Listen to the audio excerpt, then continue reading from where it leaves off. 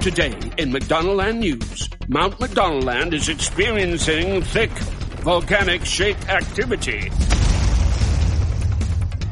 So try the new Mount McDonaldland shake when you order the McDonaldland meal with your very own character souvenir kit.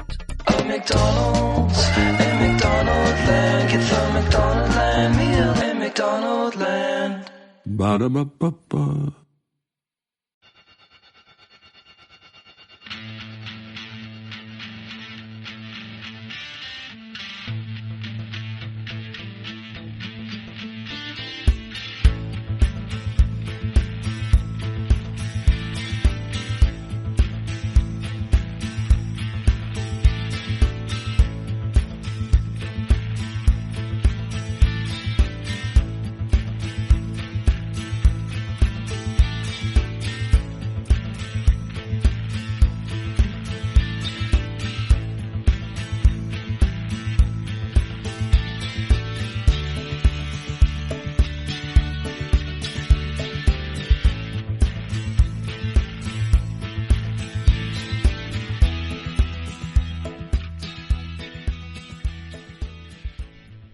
Welcome back to the Boundary Corner podcast.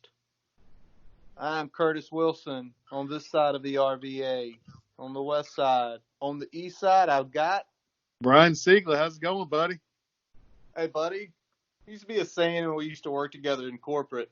When technology works, it is wonderful. Yep. I mean, wonderful. But when that shit messes up, dude. It hamstrings you a little bit. Just a little bit, man. We had planned on starting this recording about, 35 minutes ago? Give or take 35 minutes ago, but due to some technical issues, half of my cocktail is now gone. I was working diligently on this end trying to get things going. I've only consumed about a quarter of mine. The good news is I did grab a tall boy ham, so I have a little bit more than I'm used to. Backup is ready. Backup is ready. Awesome. Yes, well, guys, Brian, how you been, man? Me and you've been texting and having a lot of fun the last few days. You been good? I'm good, man. We've been throwing some names back and forth, I would say. That would be the polite way to put it. We've been throwing a lot of names back and forth and some heavy debate on a couple things. For sure, man. Oh, for sure. In case y'all didn't know, it's Defense Mount Rushmore week. So it is. Welcome. But welcome. But before we get into that and the stories of how this list was comprised, got a few things I want to hit. First of all, Brian, before I get into the football stuff, have you watched Schitt's Creek? I have not. It's on the list. Everybody says it's hilarious, so I'm sure I'll get to it. Holy God, hilarious. Me and the wife, about 10 days ago, we were kind of, okay, what can we find new? We've been watching some more dramatic stuff. So, let's get away. And we both had heard of it. Let's do it. We're, into season 4. Dude, hilarious show. Eugene Levy, Catherine O'Hara. I mean, just crack you up. Chris Elliott's in it. And it is worth it. It's one of those things where there have been several nights where it's right at 10, which normal time we go to sleep, and we're like, you want to try and get 2 more in before we go to bed? Yeah, let's go. So awesome show. Check it out.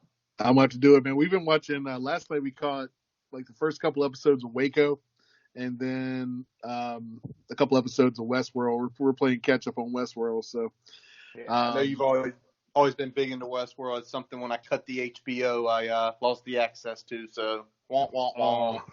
That's sad. Did you do that right after Game of Thrones? Exactly. we have occasionally added it back for a series or two, for 1 month here and there. So, but it is what it is. Sometimes you got to make budget cuts for certain reasons. Very true, man. Very true. But you know who is going to have some bigger budgets in the future? Well, man, it looks like collegiate athletes are going to be able to take some money for sponsorships and autographs and use of their likeness. Looks like the NCAA is moving forward with that. What do you think, buddy? It's pretty wild, man. As I take a look at it and I start seeing like some of the tweets that went out, from like Michael Drake, Gene Smith, Val Ackerman. The big one was throughout the efforts to enhance support for college athletes, the NCAA was relied upon considerable feedback from an engagement of our members, including student athletes from all three divisions, allowing promotions and third-party endorsements is uncharted territory. But it seems like they want to modernize the game. They're giving each division to January 2021 to come up with their plans. Something that you said would be the most beneficial and the easiest way to go as far as paying the players. You have been on that boat, I feel like, for the last 10 years. It's the path of least resistance because for the most part, anybody that's not in a NCAA sanctioned sport has been able to do this forever, whether it's running their own, seminars or whatever it is in their field, camps, things like that. But these athletes have not been able to use their abilities, their status, whether it be because of football or because of their talents in football or basketball or whatever it may be. You're going to start seeing them able to profit off that. It looks like they're not going to be able to use any sort of school-related paraphernalia when they are doing any of these endorsements or things like that. So I think that's good because it takes the branding of the individual school away from them as being a platform. So I think that part of it's good. It's going to be interesting to see how it shakes out at the conference level once they put their proposals out there of how they're going to handle it. We've talked about this before. Obviously, oversight is going to be a big part here because the players are going to have to disclose any endorsements that they have to the NCAA, and any money taken under the table can result in fines, suspensions, etc. by the NCAA. Whether it's fines towards the school because it was a directly booster related, and then obviously the student athlete would probably be hit at least with some sort of suspension as well. Yeah, another big piece about this, and you talk about how's it going to look under the table. Taxes. If you're doing this and you're selling your image and your likeness, you're now going to get taxed. So somebody goes out there and looking up here on the wall and I see Terrace View. Trey Turner does a deal with Terrace View Apartments in Blacksburg to be their spokesman. They pay him $3,000. Awesome. Hey, Trey, guys, the government wants their money, and if you don't pay, could we potentially see, and I laugh at this, and this is a complete joke, but it's still funny, could we potentially see an athlete in their junior season who hasn't paid taxes for 2 years? He's going to be in jail during the season. Why? Tax evasion. Oh. Wow. Yeah. So hopefully with this, there'll be some more folks hired on staff to help these guys figure that out. But let me ask you this, Brian, just from a Hokie's perspective. I've got 5 names listed here. Who do you feel like are the 5 guys that could definitely reap benefits of this next year with endorsements? So right out the gate, I mean, just in terms of their persona and things like that, I think you've got to say Trey, you got to say Dax, you got to say probably Hendon Hooker just because of the status as a quarterback and big playability. I'd probably put out James Mitchell and Caleb Farley. All right, names right out the gate. Who you got? I'm 3 of 5 on that. I'm Trey, I'm Dax, I'm Hendon, but I think Brock. Yeah, Brock was going to be my next name, so that's a good point. Yeah. But the other guy would be Devin Hunter because of the prize recruit. If he comes out this year and he balls, 5-star, now he's killing it at Rover. Oh, he's going to get so much. So all the Hokie fans listening to 757 that have some extra, small businesses, hey, call up Devin, get him some money. But I think it's a good thing. So, all in all, we're heading in that direction. And you know what? It's also part of my longstanding plan. If they start getting paid eventually, we're going to draft players. He wants the draft. Curtis wants the NCAA draft. Hey, we're going to do an episode on that at some point in time. You're gonna find all those text messages over the last 4 years of my grand scheme, which you have agreed could potentially work. Guys, it's gonna be probably the longest episode we've ever recorded if we ever get into it, just because I can't count the number of texts I've got on this. But he does actually have a plan that's thorough enough that it's just convoluted enough that the NCAA would say, hey, that's good, because the NCAA doesn't always make the best choices either. Hey. well, speaking of draft, man, certain guy from the Hokies got drafted last weekend. Late Friday night. Dalton Keene, pick 101 to the New England Patriots. Ouch. So that's stinging me a little bit. I'm going to have to probably back off a little bit of the Colts and anyone the Patriots are playing philosophy going forward just because of Keene. But I do want to pat myself on the back a little bit on this. You called it. A few episodes back, somebody said that, based on the combine and based on this player's versatility, Dalton Keene was a late day 2 possibility. And late day 2, right on the money. You did nail it, man. And now Dalton's going to have himself some money. I seriously am not joking about this. Him going to the Patriots, his athletic ability, how he blocks, how he catches, how he does so many things so well. I think within a few years, he could be potentially one of the best tight ends in the league. He's got that potential. Like I said, he catches everything in his area.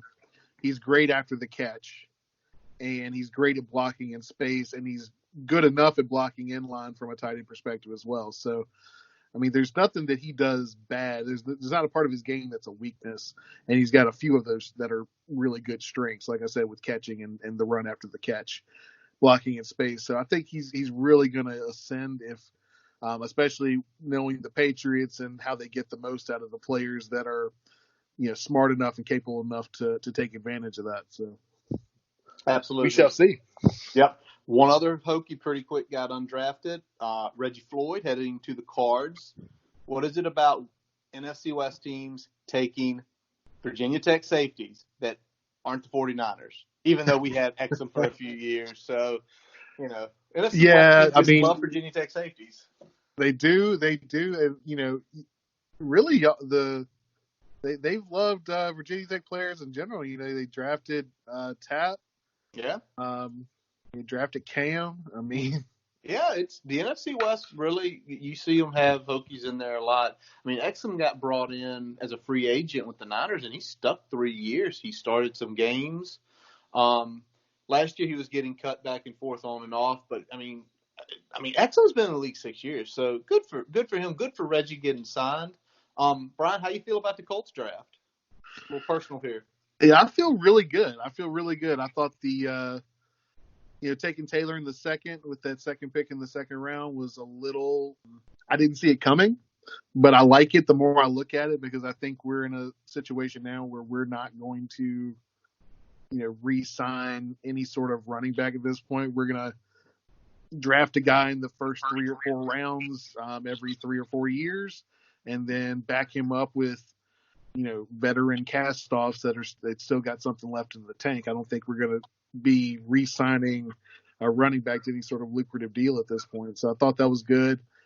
We hit some need positions. We didn't probably get as much of a pass rush that I would like to see, but other than that, I think we filled all of our boxes there. So what about you, buddy?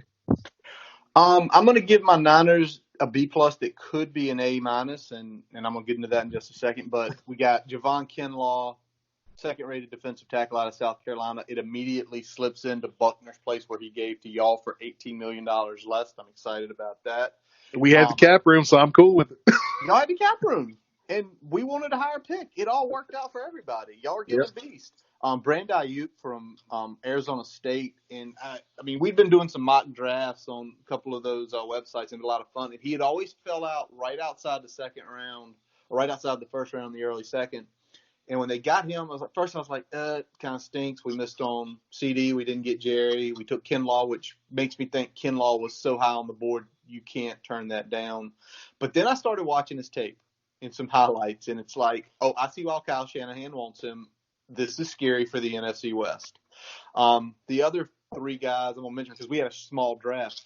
Colt McKivitz out of West Virginia, the offensive tackle, but I think I see their scheme of they're going to find mid-level offensive zone tackles in college and try to slip them inside as long as they've got a nasty streak. Charlie Warner, big blocking tight end out of Georgia, and big receiver Jawan Jennings out of Tennessee. But the biggest move we made was after, until they found out probably a couple days before Joe Staley retired. Makes me sad. They go out and get the best offensive tackle in a zone scheme for a third and a fifth in Trent Williams, and he's got something to prove. If we get him extended, this draft is an A- because we immediately fill two needs, or actually immediately fill three needs. So I feel great about it, man. Good for y'all, buddy. Good for y'all. Yeah, I feel really good about what we did. Like I said, we filled in some holes. I think we're gonna. I think we got a good value for Eason where we took him. If he ends up playing behind Phillip for 1 or 2 years and could be the next guy up, so that could be big. If not, we didn't waste anything with a 4th-round pick, so not going to get all broken up about that. So I think we're good to go. Awesome.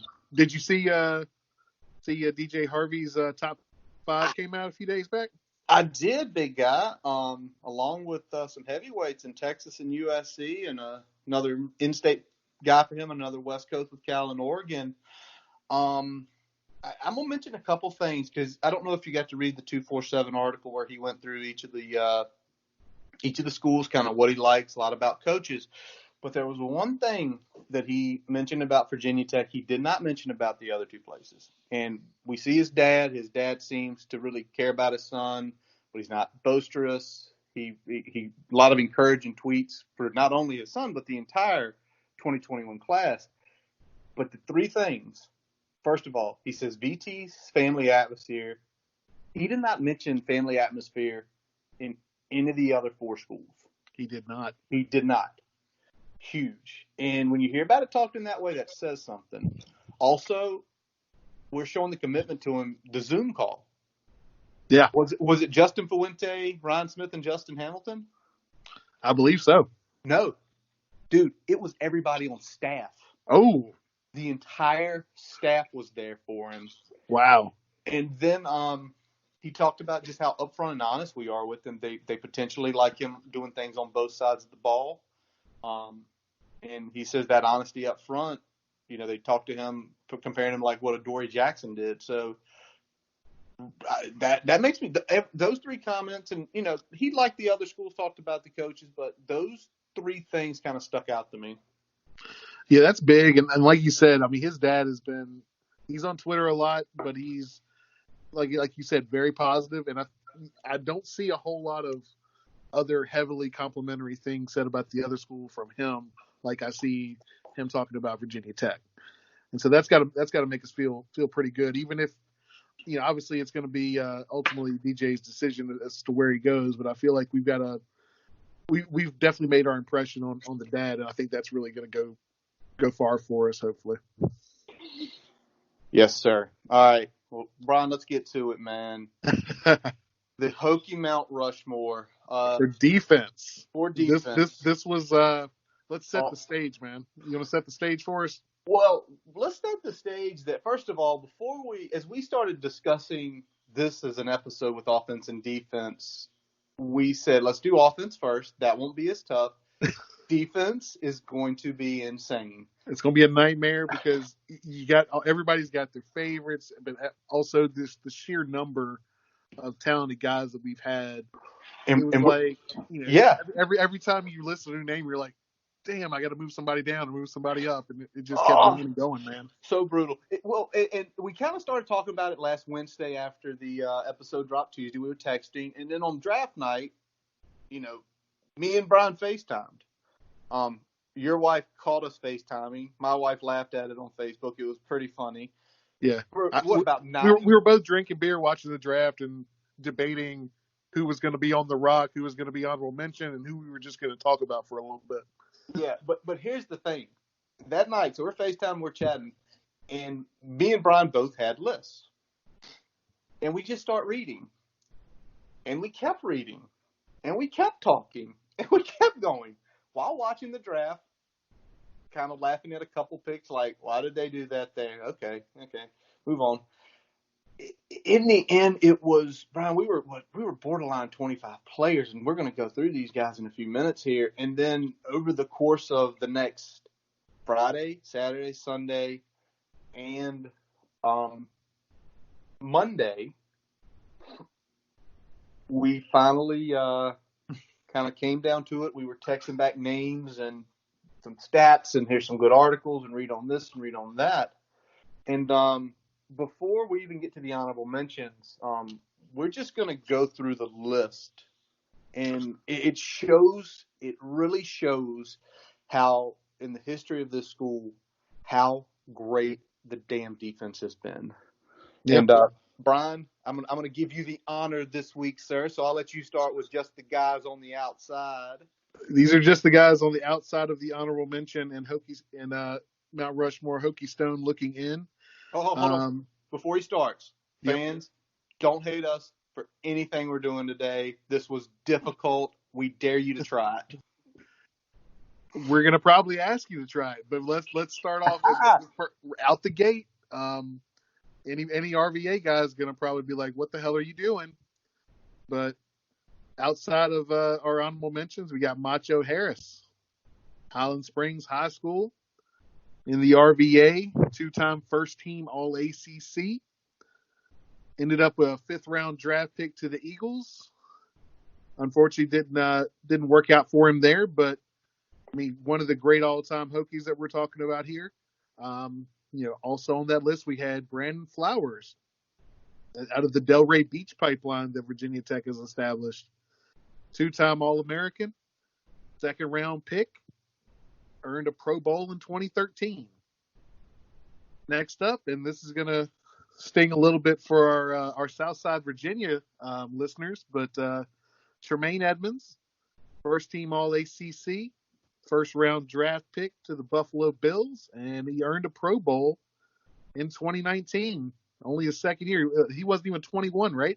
Yeah. Or he just turned 21 when he crazy when he got the Pro Bowl. It's crazy to think about, man. Next up, Kyle Fuller, and there's going to be a trend here for the Fuller name. I'm gonna run 3 off here pretty quick.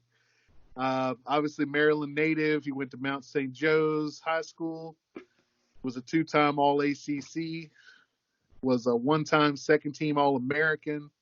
1st-round draft pick to the Bears. 2-time Pro Bowler, and he got his first-team All-Pro in 2018. Next up, Kendall. Maryland native, obviously. Our Lady of Good Counsel High School, 2-time All-ACC, 1-time 2nd-team All-American, 3rd-round draft pick. Super Bowl 54 champion that was sealed with his interception.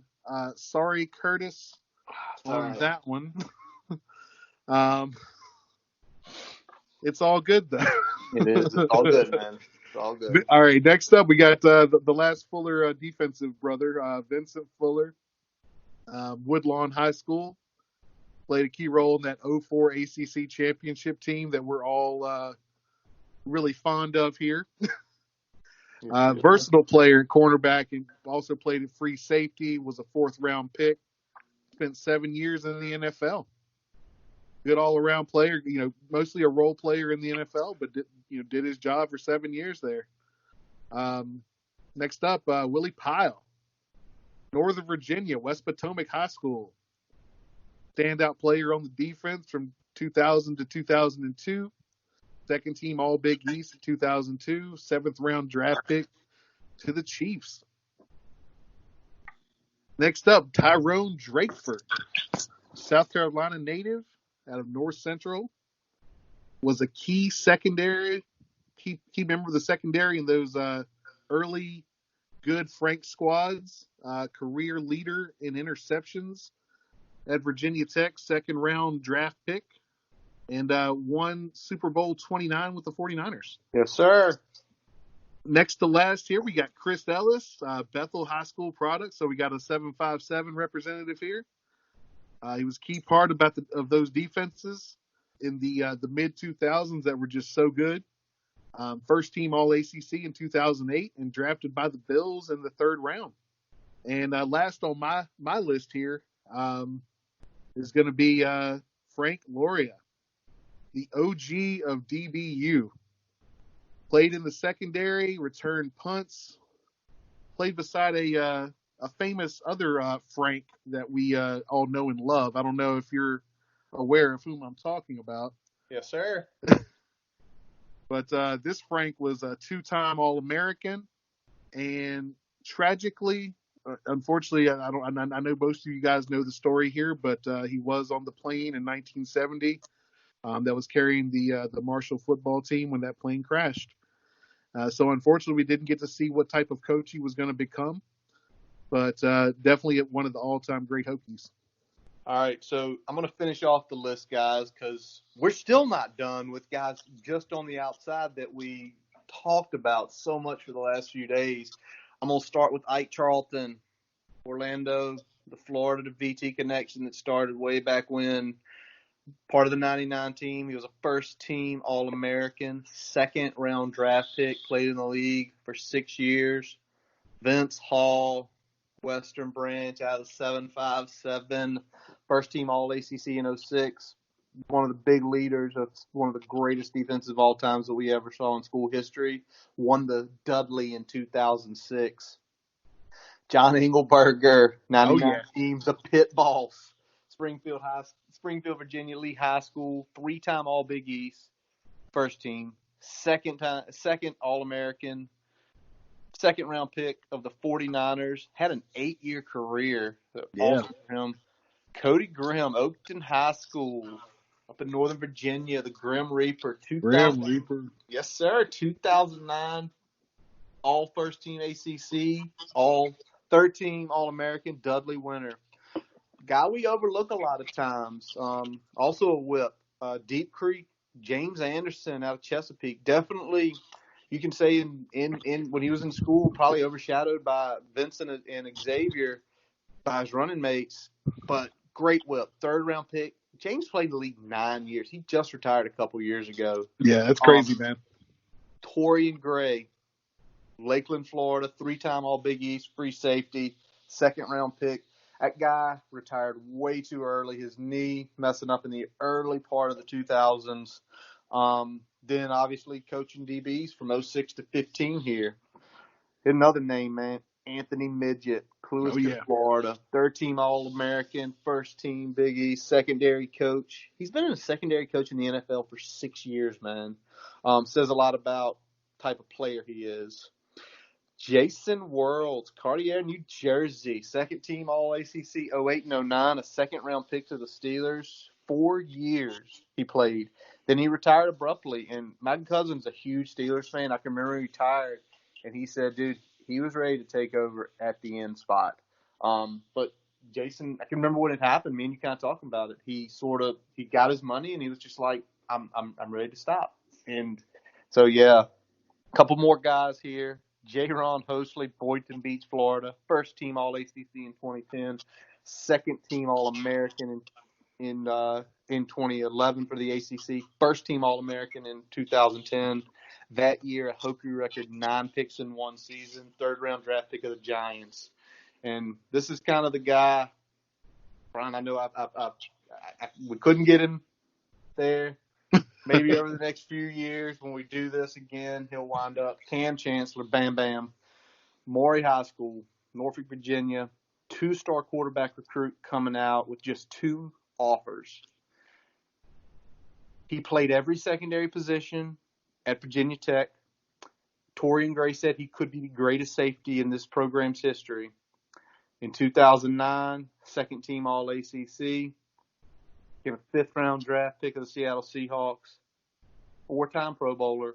Super Bowl champ, and a physical freak, a guy who could hit you like a linebacker but still cover you.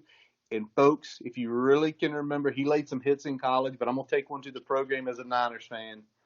Vernon Davis going up the sidelines, and it was a good pass, and Clem knocked the shit out of him. I don't think I always think about that one, man, because they show that one all the time. They I'm do. like, oh man. And I remember as a Niners fan watching that. It was a Monday night. Like, oh, it's illegal. Dirty play. And then second, I'm like, no, that's Cam. Cam crushes people with his shoulders. So these are the guys just on the outside, and these are great players. Me and Brian clearly got to see some of these guys play, and it was tough. But, Brian, we're going to move on. All right, so honorable mentions. So honorable mentions. So I know with the offense episode, we gave y'all 2 honorable mentions, but we felt with defense, we needed 4 honorable mentions. We needed 4 guys that we were going to dive a little bit deeper on, that were going to be off of the Rushmore for defense here. So I'm going to start off here with one of my favorites, Xavier Adibi. So Phoebus High School, 7.57. Led them to their first state championship his junior year.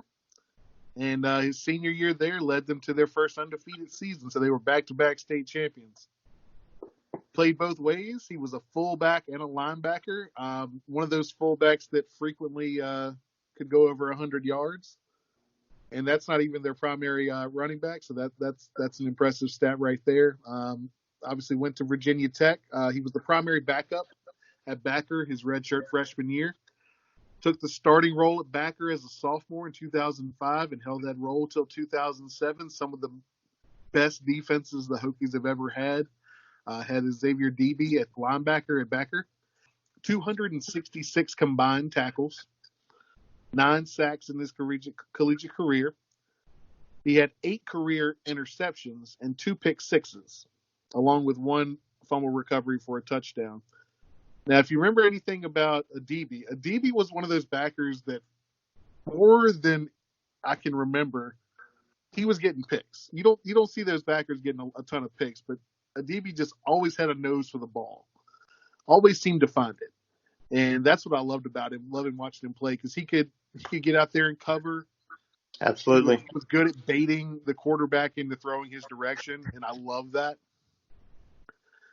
In his career, he was a second-team All-ACC in 2006, first-team All-ACC in 2007, AFCA All-American in 2007, and instance of the little brother showing out more than big brother Nathaniel here, because Nathaniel was a hell of a player at defensive end for us. But Xavier came in there and definitely took that one step further. And as we know, the Hokies like to keep it in the family, so we got a lot of brothers here that are on these squads. So nice to seeing another one go out there and show out. Drafted to the Texans, played several seasons in the NFL, and now he's coaching. So that's our first one there, Xavier Adibi. Yeah, man, he was we got to go to so many of his games when we were like in college, and he was such a physical freak. I mean, you talk about all the picks he had. And again, it's that set of brothers that keeps playing at Tech, man. And, I mean, him and Hall, just unbelievable combination there in the middle for those seasons. But I got one for you from that time frame, man. All right, let's hear it, man. Jimmy Williams. Oh, man. Oh, baby. 6'3", 210 pounds, defensive back. Hampton, Virginia, out of Bethel High School. Started his career off as a free safety backup at Willie Powell. We've already mentioned Willie. Willie had some hell of an accolades. And he took over that position in 2003 from Willie. So he was part of that 2003 team. And then in 2004, he was moved to corner. And, Brian, as me and you had this conversation, he started excelling. And this is one of those things that's put out there. You mentioned it to me, and we were I was just reading and doing some research and watching some tape. Some people consider, and if he's not the best, he's right there as maybe the best cover corner to ever play this position at Tech. Yep. He started at safety, so he would lay a lick when he had to. Watch some of those old films. He popped guys on the sidelines, man. But there's two plays that stick out to me. And luckily, doing all this, we're reading old articles, and these were, I think, Bill Roth brought these up. 2 plays. You guys go back and look at the 2004 year. He walked down Alvin Pierman for UVA. He was on the opposite side corner, and he walked him down and saved a touchdown. You watch it, and you just see him. He starts going by guys, and it's like, oh, my God, he's going to catch it, and he caught him. Insanity. And then in the Sugar Bowl that same year against Auburn, just the beautiful coverage, the hips flowing back. And then he cut that little hook pattern, little comeback pattern, and he just got right there, laid out, and makes the catch. Although we didn't score on that drive, it was a momentum swinging drive. We're down 16-0. Hokie scored 13 unanswered, falls short. And if you go back and look at the history books, that play got us in field goal range, and Brandon Pace missed a short field goal. So what could have been? Yep. 9 career interceptions in 2005 was the year, man. Unanimous first team All-American. He was a finalist not only for the Thorpe, he was also a finalist for the Nagurski that year. And then later in 2000, in the draft in 2006, second round pick of Atlanta. So Jimmy Williams. Man, what more can you say about that? I mean, I just remember watching Jimmy. I'm like, when he moved to corner, that was the move that really kind of, I think, set things off in terms of those defenses that came in those mid-2000s, man, because it went from, like, you just couldn't throw on him. With Jimmy out there, and you had Macho coming in. I mean, it was just crazy. It was crazy, dude. It was crazy. And I just remember those defenses so fondly, man. I've got another one for you. Who you got? Who's up? So, obviously, y'all know that I have a great affinity for Mr. Darryl Tapp. So that's going to be the next one on the list here is Darryl Tapp. Deep Creek High School product, lettered in football, basketball, and track. You got to love those multi-sport athletes, man. Yes, sir. For us, he played a special team and reserve role from 2002 to 2003. Memorably, he had the fumble recovery for the touchdown against UVA in 2002. Yes, sir. I know we chronicled that a couple episodes ago. So took over the starting role in 2004, and that's when things started to happen because Darryl Tapp, once he got in there, he outworked you and he punished you. And he took his 2004 campaign and took it even a step further in 2005, where he had a career year. But again, the most important thing is that I look at Darryl Tapp as kind of like the Jake Grove of the defense. He is the epitome of lunch pail, so much so that he got to keep it. He didn't let it go. No, he didn't. He wasn't giving it back. Never gave it back. Never. But he would outwork you, and he would out hustle you, and he would go in there and he wasn't giving up until he got the job done. His work ethic at Virginia Tech just remains legendary. In terms of numbers, he had career stats, 175 tackles combined, 23 and a half tackles for loss, 13 sacks, 3 forced fumbles, punt block, punt return for a touchdown. He was a 2-time All-ACC first team in 04 and 05. And as I've said, my personal all-time favorite Hokie, taken in the second round to the Seattle Seahawks. 11-year NFL career as both a starter and a rotational player. And obviously current member of the Hokies coaching staff, TNT. Yes, he is, man. So, I mean, just, again, my all-time favorite Hokie player and somebody that, every time I see him, every time he even likes or retweets some of my stuff on Twitter, I'm like, oh, man, that's the stuff right there. You're right, man. And Darryl Tapp was the heart and soul of that lunch pail defense in those glory years. And it's awesome having him back on staff. And dude, again, we've mentioned this in episodes before. We got the opportunity to meet him, and he talked to us for 4 or 5 minutes with his kid hanging out back. And we joked about the lunch pail. He was so gracious taking the photos with us. And it's on my Twitter timeline somewhere, and I'm so tempted to repost it all the time because he is that guy. And when they add him to the staff this year, you talk about if there's anybody slacking oh God, I'm sorry for them. All right, man. So we got one more before we get to the Mount Rushmore. And y'all, this is how damn good, again, we've been on defense. So many great players at different programs. But it has to start somewhere, and that's Cornell Brown. He was one of the first big Virginia recruits that chose the Hokies. And Frank always said it was the turning of the tide in the state of the recruiting. 6 years into his tenure, 6-foot defensive end out of EC Glass in Lynchburg. At the time, he was ranked number 2 in the state when he committed. He was number 6 in the Mid-Atlantic region. You kind of do the math. That basically probably made Cornell roughly a top 50 player at worst.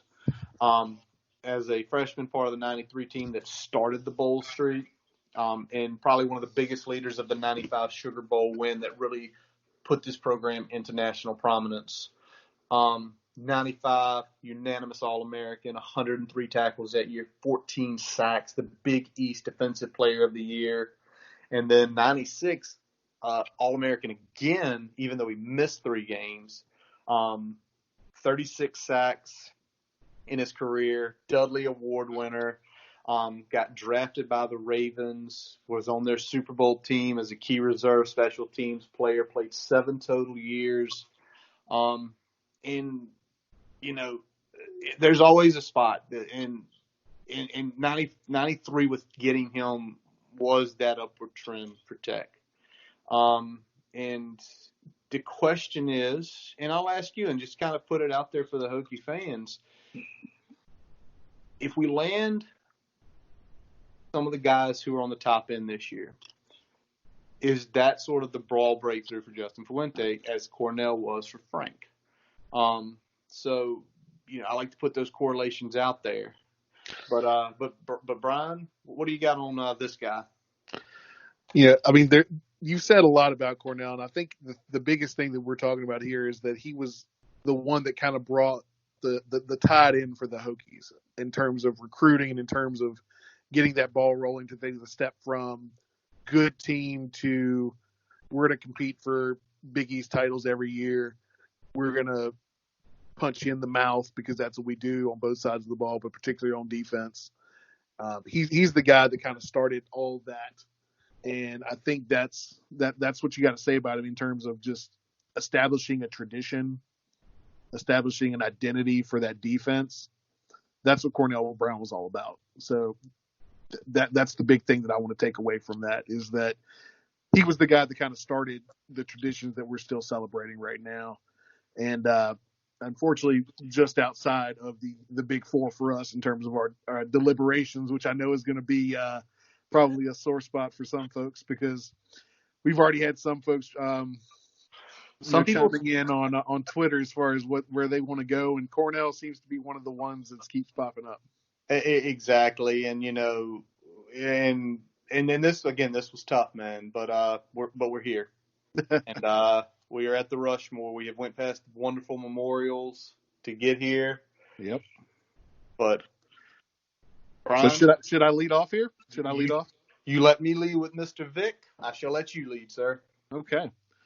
Well, my first one is the biggest no-brainer in the history of Virginia Tech sports. Bruce Smith. The Sack Man. Yes, sir. Booker T. Washington High School, Norfolk, 757. Didn't really focus much on football until his later part of high school, but once he did, that thing really took off for him. He literally redefined the position of defensive end when he going to Tech and everything. I mean, before that, there wasn't guys that had linebacker speed at the rush end position.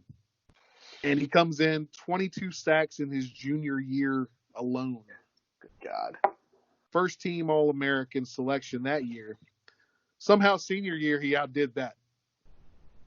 He was consensus All-American selection that year and Outland Trophy winner. That's a big one. So, draft in 85. You know where he went, buddy? That would be Uno. Yes, sir. 1-1. First overall pick to the Buffalo Bills. Took the hype of being the first overall selection and turned it into 11 Pro Bowls, 8 first-team All-Pros, 2 second-team All-Pros, 2-time defensive NFL Player of the Year, 4-time AFC Defensive Player of the Year, and the all-time sack record with 200 sacks. He was also named to the 100th anniversary all-time team, so we're talking about one of the greats to ever lace them up here, not just in Hokie history, but in terms of all professional football. And he had one of the best lines in Little Giants. Let me see your game faces. That's second only to it's a couch cushion, son. Oh, God. Brian, you pretty much, I mean, what more can be said for him? He is a Tech player of his stature that still reigns. I mean, we weren't old enough to see him play at Virginia Tech. We weren't. We were in freaking diapers when he was there. But we got to see him play in the NFL, and you got to see how dominant he was. And also the one thing you got to love about Bruce is, I mean, he's always there. Bruce is always in Blacksburg on game day. He continues to support the program, which is just awesome. I'm hoping one of these years, man, when me and you make that trek up 64, then take a left down 81, back down 460 into the Smoke Mountains, that we get to meet him. And I can't say much more, man. It's just Bruce Smith. He's at the front. He's the 1-1. There is no question that he is the greatest defensive player in Virginia Tech history. Yes, sir. All right, buddy. I'll let you go with number 2 here, and this one shouldn't be too much of a surprise either. Shouldn't be a surprise to anyone either. Also a defensive end. Corey Moore. Oh, yeah. Defensive end, 6 foot, 225 pounds. Corey came to us, Virginia Tech, from Holmes Junior College in Memphis, Tennessee. Corey was actually originally set to enroll in Ole Miss, but right about that time he was going to enroll was when one of the bigger scandals broke down there. So he kind of backed off. He almost, called it quits from playing football, which is kind of crazy thing because he was going to go to an SEC school and, he goes to a junior college. About that time, Charlie Wiles comes in. Charlie had some connections in the area. Charlie got him up here. And, the number 56 was kind of quiet his first couple years. But then in 1998, he absolutely exploded on the scene. 13.5 sacks, all Big East first team, defensive player of the year. A couple interviews he talked about when they lost to UVA in 98. But there were some conversations about when they went to the Music City Bowl about how the way he wanted to take his seniors out. They shouldn't go out like that. And then they proverbially went out, stomped a mud hole in Alabama 38-0. So, but then, man, 1999 came. Yes, it did. Up, because when those eyes zoned in, he was going to come for the quarterback's head and try to kill them. And Clemson's Brandon Streeter nationally became his first victim on that wonderful Thursday night affair in Lane Stadium when Bill Roth considers it the hat trick, the strip, the sack, the fumble recovery touchdown. His total stat line just for that night, Brian, go back and look at it. I mean, we've watched that game, and you see the replays, and it's crazy. 2 sacks, 4 tackles for loss, 5 hurries, along with the strip sack fumble for a touchdown. That's 11 plays he was in the backfield. 11.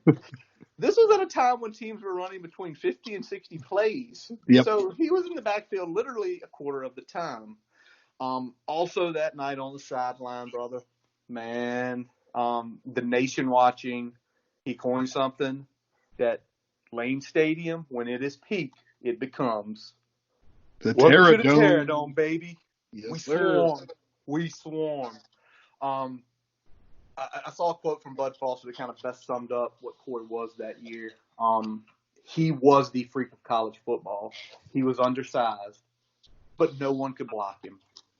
He could outblock you at the point of attack, or he'd run by you at the point of attack. That season in general, Brian, 17 sacks, unanimous Big East Player of the Year, Defensive Player of the Year, unanimous All-American. Man. Dudley Award winner for the state. Lombardi Award winner, essentially says he was the best offensive or defensive lineman in the country. And he won the Nagurski, the best defensive player in the country. 35 career sacks, 58 tackles for loss. He became a third-round draft pick. Only played a few years, and the one big piece about that is they tried to make him a linebacker. Yep. Something Bud Foster has said is that wasn't this thing to do. That wasn't Corey. Corey was attacking the edge, attacking the quarterback. He had his fist in the dirt, and he was coming after you. That was what he wanted to do. This is my opinion only. I think if Corey, I wouldn't even say in today's age, but I think if Corey is 4 to 5 years later, and that would put him around 4 to 5, I think Corey goes to the league and probably has a 9 or 10 year career. Oh yeah. What does he do if he was one of those attacking 4-3s and ones where the defensive ends are coming at you? Even like the Colts had with Freeney and Mathis, man. I could definitely see him having a similar type of game as Freeney there. So exactly, but for him, for that 1999 team, he set it off, and and all those accolades. And if you ever want some entertainment, folks, just laying around here in COVID-19 crisis, go look up Corey Moore at the Sugar Bowl press conference. Yep, because he was not having any of what the press was doing. That crap's hilarious. And then he was pulling a Lynch before Lynch. Exactly. But again, great player. And Brian, will throw it up to you, man. You got somebody that kind of close to my heart. Yeah, man. So next we're going to go to Deep Creek High School, another Deep Creek product. It's going to be Daryl Tapp's best buddy, D'Angelo Hall. Yes, sir. D Hall. So what can be said about D Hall? D Hall is the epitome of a playmaker. He was also the epitome of a trash talker, but his play spoke for him too. So let's keep it moving. As a true freshman, he played in all 11 games. He started one game, had 33 combined tackles, 3 picks, 3 pass breakups. Followed that up with a 4 interception and a forced fumble as a sophomore in 2002. To go with another 44 combined tackles and 12 passes broken up. He also had 2 punt returns for a touchdown. All right, junior year. Took his game to the next level. 3 punt returns for a touchdown. Had an interception and took a ball from somebody and took it for a touchdown. Oh, Brian, give it to me, Roscoe. I'm crying now. I'm crying. Just ripped it from Roscoe's hand and said, nope, this is mine. I'm going to run it in. Anyway. And, there was no throwing his way that junior year. He was in complete shutdown mode at that point. They were scared to throw his way because of interceptions, but he was also really good at coverage, even though that part of his game didn't do the loudest talking. He also scored 2 offensive touchdowns that year. They used him in about 4 or 5 games on offense, mostly in I think UCF was the game he was used most heavily that year. And like I said, scored 2 offensive touchdowns. Special teams, a return man on punts. He was a first-team All-American in 2003 and a semifinalist for the Jim Thorpe Award in 2003. So despite his numbers going down that junior year in terms of interceptions, he was on the national radar in terms of his abilities at corner. So I want to throw that out there, that just because those numbers went down didn't mean that his play was going down. He was absolutely in shutdown mode in 2003. And first round pick to the Atlanta Falcons. We had a 3-time Pro Bowler. Spent a bunch of years in the league, man, especially with the Washington Redskins, and really turned his career around after having some really great years with the Falcons out the gate. You know, once he went to the Redskins, played a few years at corner, but then moved to safety. Yep. And that's something that tells you what kind of football player he was. Is later in his career, you know, he did make that move, and he made it pretty successful. And some people, you know, questioned, he'll never come off corner. No, he went to free safety and he played really good. Yeah. He was a great free safety he spent about 3 or 4 years at free safety after he moved from corner. And, you know, some of his best years obviously were with Atlanta, but, you know, he wasn't getting exactly picked on until, you know, that last year or so when he was playing corner for the Skins. And when they moved into free safety, it was a pretty smooth move, and he was able to, you know, take those ball hawking skills that he always had and kind of, you know, play center field a little bit and, you know, make some noise that way. And he was always a willing hitter. So, you know, moving to safety was definitely a natural fit for him as he, you know, lost a little bit of a step there at the end. Yeah, you're right, man. You said so much. He was a lockdown player. I mean, so special as an athlete, so special. Great personality too, man. He loves the school. You see him tweet about it a lot when guys get drafted and guys get paid that are Hokies. You see him talking about it. I mean, I personally would love to see him back in the program in some way. I don't know if he will, because he does have such a dynamic personality, and he's making his way up in the NFL world and in the NFL circles, man. So. But nonetheless, and it can be fought about, but maybe the greatest defensive back in the school's history. Yeah. It's arguable because of how many we've named, but ain't much. I think definitely all around athlete at the position, he's at the top, and that's why he's sitting in our Mount Rushmore here. Yes, sir. All right, buddy, we got one more here. This one might not be as much of a no-brainer as the previous 3, so I'm gonna let you take it away. Oh, you're putting this on me, huh? Yeah. The controversial decision of the defensive Mount Rushmore for the Virginia Tech Hokies.